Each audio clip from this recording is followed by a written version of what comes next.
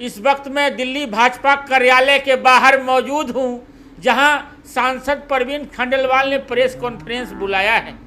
आप जानते हैं कि केंद्र सरकार ने अपने तीसरे कार्यकाल का पहला बजट जारी कर दिया है। तब से पूरा विपक्ष बजट को लेकर सरकार को घेर रही है। बजट को लेकर कई आरोप लगाए जा रहे हैं। वहीं भाजपा के नेता बजट की तारीफ कर रहे हैं।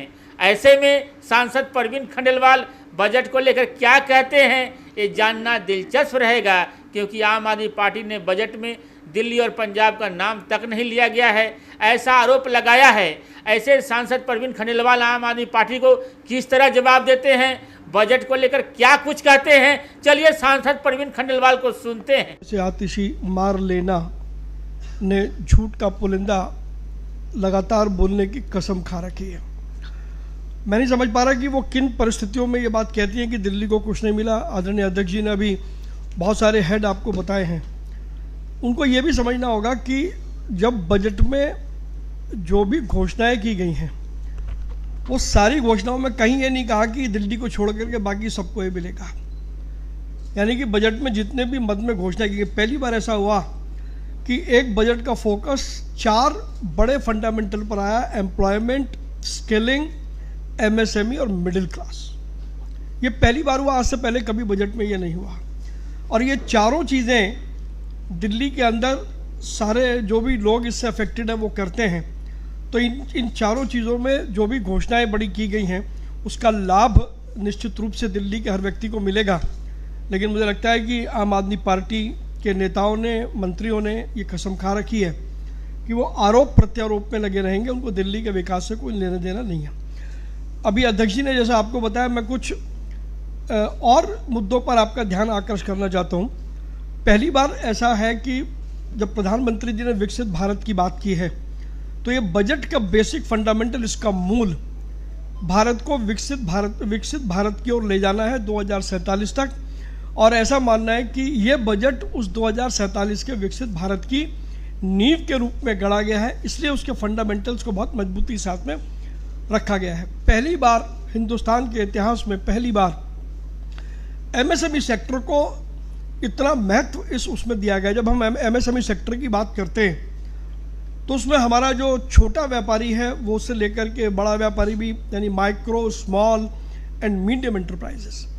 तो अगर जो पटरी पर दुकान लगा रहा है उससे लेकर के जो बड़े महल में दुकान लगा रहा है, ये सारे व्यक्तियों को एमएसएमई की कैटेगरी में देखा गया है। और एमएसएमई के लिए जो घोषणाएं की गई हैं उसमें विशेष तौर पर 4-5 वर्टिकल, जिसमें इंफ्रास्ट्रक्चर डेवलपमेंट, यूथ, एम्प्लॉयमेंट और स्किलिंग इस पूरे बजट का एक बड़ा बहुत महत्वपूर्ण प्रावधान है। इसमें स्किलिंग के माध्यम से जिस युवा में जितनी शक्ति है, उसकी कल्पना है, उसको साकार करने का काम ये बजट के प्रावधान करेगा। दिल्ली के लोग भी इस बजट का उसी प्रकार से लाभ उठा सकेंगे जिस प्रकार से बाकी राज्यों के लोग लाभ उठा रहे हैं। मुद्रा योजना, जिसका लाभ छोटे छोटे व्यापारी एक लंबे समय से उठा रहे थे, 2015 में मुद्रा योजना आई।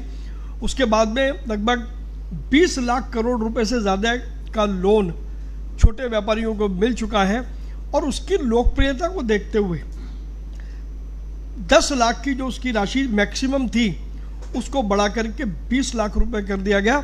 ये बहुत बड़ा एक लाभ हमारे एमएसएमई सेक्टर को और छोटे व्यापारियों को मिलेगा। इसके अलावा एक बात जरूर समझने की है कि अलग अलग मद में अलग अलग घोषणाएं की गई हैं। इसका मतलब है कि जिसमें जैसे वुमेन में अभी अध्यक्ष जी बता रहे थे 3 लाख करोड़ रुपया उसमें दिया गया है। ये 3 लाख करोड़ रुपए ऐसे अलग, किसी में 1.5 लाख करोड़ दिया है, किसी में 1 लाख करोड़ दिया है। ये पैसा देने का मतलब है कि ये पैसे का जो खर्च होगा वो सामान बाजार से खरीदा जाएगा। वो किसी आर्टिफिशियल तरीके से नहीं खरीदे, बाजार से खरीदेगा। और जब ये सारी मदों का पैसा बाजार से खरीदा जाएगा तो पैसा बाजार में आएगा। बाजार में जो पैसा आएगा वो रोटेट होगा, हमारी इकोनॉमी मल्टीप्लाई होगी, हमारा व्यापार मल्टीप्लाई होगा, हमारे व्यापारियों के हाथों में फाइनेंशियल लिक्विडिटी बढ़ेगी, जिसकी बड़ी समस्या इन दिनों में दिखाई दे रही है। तो बजट का एक, मुझे लगता है कि एक ये भी एक बड़ा पहलू था कि छोटे छोटे व्यापारियों और एमएसएमई सेक्टर के सामने के हाथों में कैपिटल की लिक्विडिटी कैसे जनरेट हो, उसका बहुत बड़ा काम इस बजट के अंदर किया गया है। अगर हम वीमेन लेड डेवलपमेंट की बात करें तो बजट में इतना कुछ वीमेन लेड डेवलपमेंट को दिया गया है, जिसमें वर्किंग वीमेन हॉस्टल, जो महिलाएं बाहर से आती हैं, महिलाएं जो बाहर से आकर के दिल्ली में रहती हैं या अन्य राज्यों में किसी दूसरे राज्य से आती हैं, उनके रहने की एक बड़ी समस्या है। उसके लिए वर्किंग वीमेन हॉस्टल की बात की गई है। वीमेन स्पेसिफिक स्किलिंग प्रोग्राम, जो जिसके पास में जो है किसी का इंटरेस्ट अगर मान लीजिए कला में है, किसी का इंटरेस्ट किसी और चीज़ में, तो उनके इंटरेस्ट को, उनकी स्किल को डेवलप करने का एक बहुत बड़ा जरिया इस बजट के अंदर में आया है। इसके अलावा जो महिलाएं खुद का रोजगार करना चाहती हैं, उनको मार्केट एक्सेस कैसे मिले। सामान उसने बना दिया लेकिन उसका सामान खरीदेगा कौन? तो सेल्फ हेल्प ग्रुप जो महिलाओं के हैं, उसके ज़रिए से उनको मार्केट की एक्सेस मिल जाए, और केवल उस शहर में एक्सेस ना मिले, पूरे देश में उसको एक्सेस मिल जाए। कुछ लोग जो और अच्छी क्वालिटी का सामान बना रहे हैं, उनको एक्सपोर्ट में जगह मिल जाए। ये काम इस बार बजट में किया गया है। जब हम एमएसएमई की बात करते हैं तो पहली बार ऐसा हुआ, अभी तक क्या था, एमएसएमई को जब लोन मिलता था तो वही क्रेडिट रेटिंग के जो नॉर्म्स थे, जो बड़े लोगों के लिए भी वही नॉर्म्स और छोटे आदमी के वही नॉर्म्स है। पहली बार बजट में क्रेडिट रेटिंग के न्यू असेसमेंट मॉडल पहली बार आया गया। और एक जो बड़ी बात कि मान लीजिए कोई व्यापारी व्यापार करते हुए यदि तनाव में आ जाता है, उसके पास फाइनेंशियल की लिक्विडिटी होती है, तो बैंक उसको क्रेडिट नहीं देते। इस बजट के अंदर सबसे बड़ा काम किया गया कि स्ट्रेस पीरियड में भी बैंक उसका क्रेडिट रोकेगा नहीं, और अगर उसको स्ट्रेस पीरियड में क्रेडिट मिलता है, पैसा मिलता है, तो वह स्ट्रेस पीरियड से उबर सकेगा। ये इस बजट की एक बड़ी खास बात है, जो आज तक कभी किसी बजट के अंदर में नहीं आई। यानी कि जब मुसीबत में अगर कोई व्यक्ति है, तो भारत सरकार, मोदी सरकार उसके साथ में मजबूती से खड़ी है, उसका कैपिटल का फ्लो रुकेगा नहीं। ये इस बजट की एक बहुत बड़ी चीज़ है।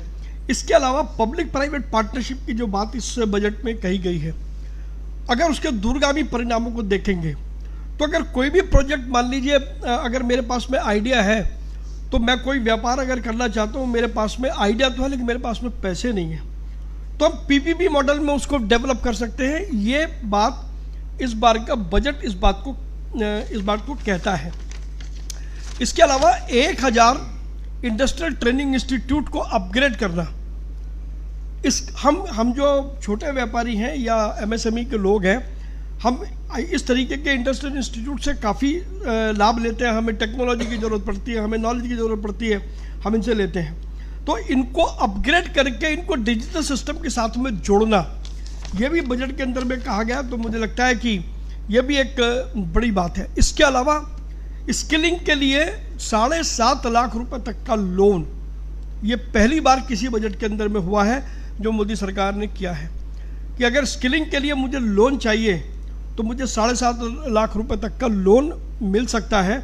ये बजट का एक प्रावधान है। इसके अलावा एक प्रावधान जो बजट में बहुत अच्छा है कि जिस युवा को भारत सरकार की और कोई भी स्कीम का लाभ नहीं मिलता, किसी भी स्कीम का लाभ नहीं मिलता, उस युवा को डोमेस्टिक इंस्टीट्यूशन में हायर एजुकेशन के लिए 10 लाख रुपए तक का लोन भारत सरकार देगी। बहुत सारे ऐसे वर्ग थे जो सरकार की शायद किसी भी योजना में नहीं आ रहे थे। किसी को मान लीजिए विश्वकर्मा का लाभ नहीं मिलता, किसी को स्वनिधि का लाभ नहीं मिलता, कोई मुद्रा योजना का लाभ नहीं ले सका, कोई सरकार की अन्य योजनाओं का लाभ नहीं ले सका। तो वो जिसको किसी भी स्कीम का लाभ नहीं मिलेगा, उसको भारत सरकार उसके स्किल डेवलपमेंट के लिए डोमेस्टिक इंस्टीट्यूशंस में हायर एजुकेशन के लिए, जिससे वो अपने आप को खड़ा कर सकता है, तो उसमें 10 लाख रुपए तक का उसको लोन मिलेगा।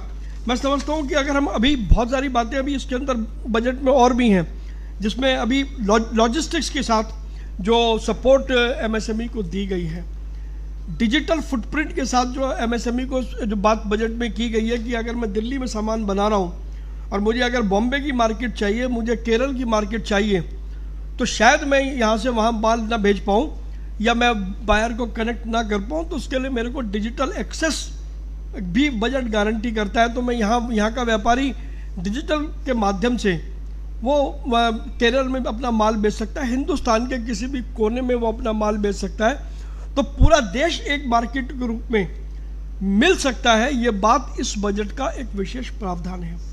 बहुत सारी चीज़ें और भी हैं जो हम समय समय पर आपके साथ में बात करेंगे।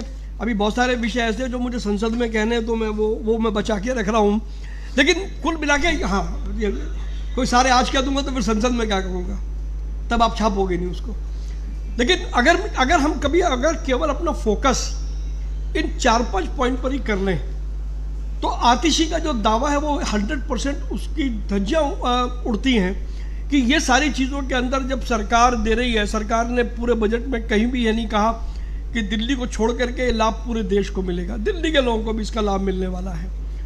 तो निश्चित रूप से जहाँ तक बजट का सवाल है, मैं ये निश्चित रूप से कह सकता हूँ कि, और क्योंकि मैंने एक व्यापारी की दृष्टि से भी बजट को देखा है, तो मुझे लगता है पहली बार व्यापारियों के लिए इस बजट के अंदर बहुत कुछ है, जिसके ज़रिए पर हम न केवल व्यापार में बल्कि देश की अर्थव्यवस्था में बड़ा व्यापार खड़ा कर सकते हैं। व्यापार के नए अवसर अरविंद केजरीवाल तो दिल्ली में दिला नहीं पाए, लेकिन ये बजट हमको व्यापार के नए अवसर भी देगा, नई अपॉर्चुनिटीज़ देगा, और उसका हम लाभ लेकर के अपने व्यापारी वर्ग को, अपने MSME वर्ग को, हमारे युवाओं को और ख़ास तौर पर महिलाओं को सक्षम और बनाएंगे, ऐसा मेरा मानना है। मुझे आज केवल इतनी बात आपसे कहनी है। अगर आपने हमारा अभी तक चैनल सब्सक्राइब नहीं किया है तो कृपया चैनल सब्सक्राइब कर लें, लाइक करें, शेयर करें, कमेंट करें। तो मिलते हैं फिर किसी और खबरों के साथ। नमस्कार।